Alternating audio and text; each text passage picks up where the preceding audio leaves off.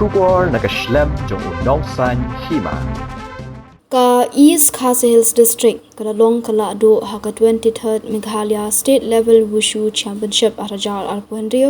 kabala poi shakbakut haka arpusantrik naitung arajal arpuhenrio Rajiv Wushu Hall Assam Regimental Center Happy Valley Shillong yakani kadumpong la penong da ka Meghalaya Wushu Association hak balawan shimbenta da kumba laispa ngut kinong shimbenta ki banakaling ki district jong kajila kani kalumpong kalong shibenta ban pen iya kisap yale kai bakerpang bat bandon ya kemensiam yale kai khnang bakinong ki bapau hakalawe ka banwan hakani kalumpong ka East Khasi Hills District ka balabat ya kanam Lahduh kalakhur laispa point ka West Giant Hills kalawan baar hakba kalakhur shispa prapo point bat ya kerdan balai lakhur da ka East Giant Hills ka balayo shispa point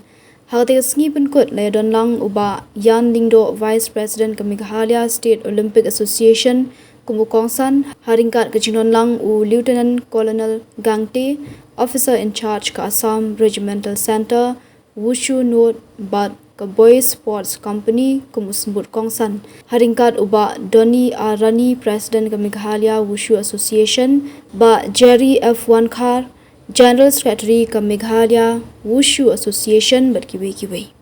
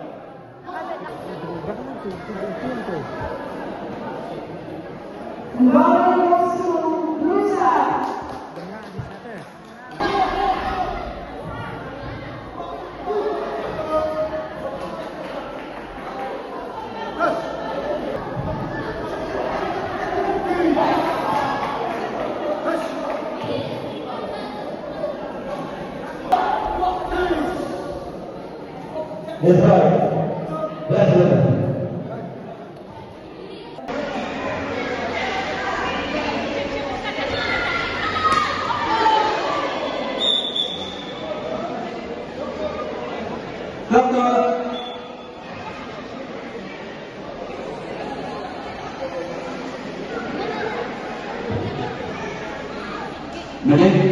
This ball went by enough out. Very